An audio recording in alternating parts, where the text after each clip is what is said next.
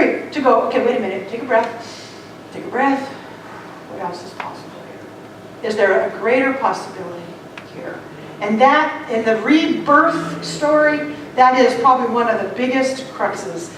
To apply this meaning of being, of dying to the old, releasing the old, and being born to the brand new. It's like this right over here. Be ye transformed by the renewing of our mind. It's a transformation moment, a transformation time. It's lifting our conscious awareness to a higher perspective. You know, if I could take you all right now and lift you above the earth, and you were to look down at your home or your city or the things all going around, you would not see the little nitty-gritty problems. From the higher perspective, the earth is pretty beautiful. And so we can do that in our own lives and our own mind. We can lift consciously to a higher perspective, take a higher view, take a broader view to help us go, there is more going on here than meets the eye. There is more going on here than my struggle. In that kind of thinking, we are renewed, we are resurrected, we are reborn every time we take ourselves to that place. So a couple of tools, and then we'll wrap this up. We've all heard of spring cleaning, yeah? There's something really nice about spring cleaning in a home. You know, that's what we're usually referring to. Go get your house all pretty. Open the windows again after the long cold winter and get the mustiness out of the house and clean things up. Okay? Spring cleaning for our mind and our emotions and our being is the suggestion now. Think of the spring cleaning as you're mentally cleaning out the old cobwebs in your mental house. What in your emotional life needs to be dusted off? What needs to be vacuumed out? Take that right out of there. What is it that needs to be polished in your mind, in your heart, in your emotions? Let's do spring cleaning for our minds. And here's another really specific tool. When you go to bed each night, allow yourself to release that day. Release it. It's done. Anything you didn't get done, why cogitate over it? It is done. Release that day and lay in bed with gratitude. As you fall asleep, I'm going to release this day. If there's anything I didn't accomplish today, it will be there for me tomorrow. I'm not going to let it ruin my sleep. And I'm going to lay here tonight and I'm going to feel grateful, and I am going to plant the seed tonight for a beautiful day tomorrow. Release. Plant the seed for a greater possibility. And then when you wake up in the morning, the first thing when you open your eyes, say something like, today is a good day because I said so. Today is a good day because I said so. That's the renewal. Rather than waking up on Monday morning going, oh God, it's Monday. Wake up and say today is a good day. There is the practical application for me of dying to the old and being born to the new. But we have to consciously do so. Otherwise, we're on automatic pilot. We keep having the same old stuff we had.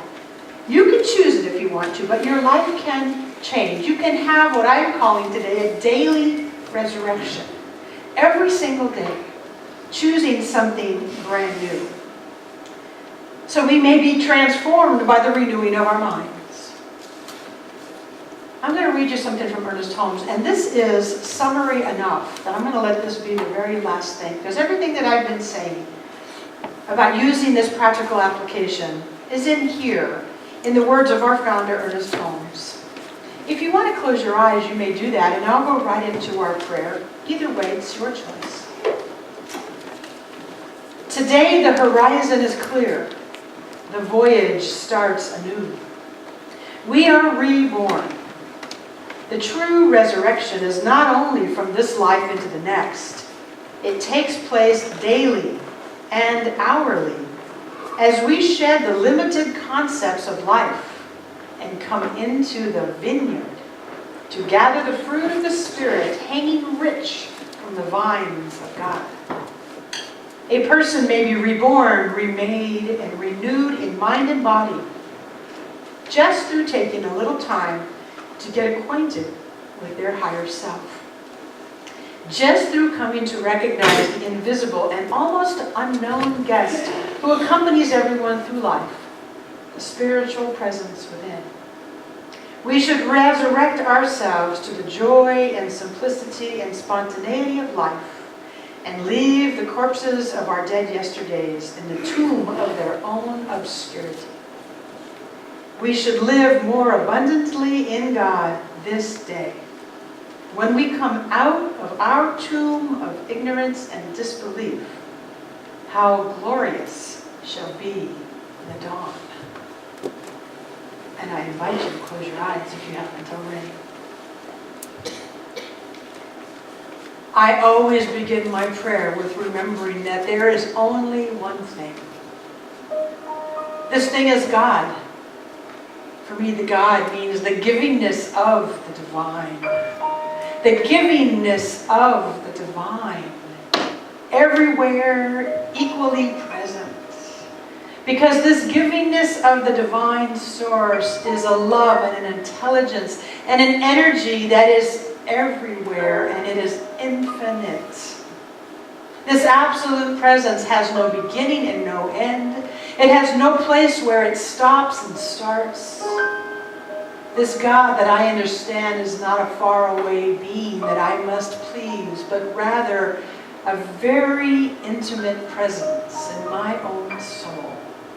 It has created me out of itself. It has given me its intelligence. It has given me its love. It has given me its very life. And I, Sean, do not use it up. Because it has given its very life to all of us. All people. All bunnies and rabbits and eggs and flowers and trees. All of it. And so recognizing that one presence is here. It's right here in this room, and it's here through us every single day. And so knowing this, I speak the word for all of us. Knowing that as we make choices for greater possibilities, God says yes. As we step forward into newness, God says, I'm right here. As we walk a new path and try something brand new, God says, I'm here to help you through the discomfort of that new path. As we wake up with a sense of hope that life can be different, God whispers in our ears, I'm here always, and I have been.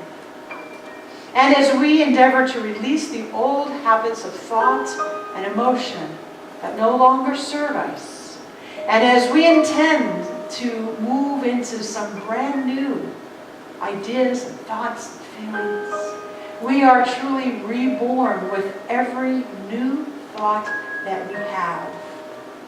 Every new thought, every new idea, every new feeling moves us a little bit forward.